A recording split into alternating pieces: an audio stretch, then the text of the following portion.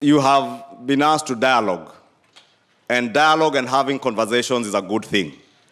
And we want to encourage you to have that one-on-one dialogue, even with your competitors in the last elections. And because the former Prime Minister has now said he wants a mediator between you and him, and you offered to engage him one-on-one, and it's so gracious of you, Your Excellency, that you do not need a mediator to discuss matters that concern the Kenyan people.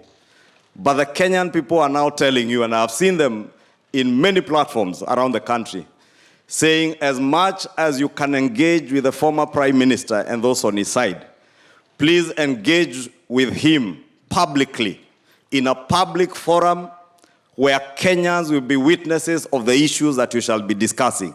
And we want to make it easier for you, Your Excellency. You will not even need a big meeting like this. If you get 2 seats, your seat, his seat, and a camera, then you project it live on TV. We shall be able to watch all over the country and ensure that the issues you are engaging on are issues that touch on Kenyans.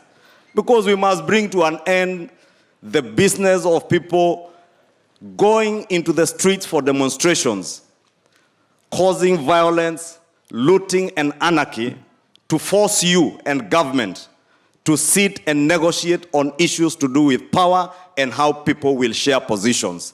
Therefore, if you want to engage with the opposition, we want to encourage you, Your Excellency, engage with them, but on matters that touch on how we will revive our economy, on issues that touch on the lives of Kenyans.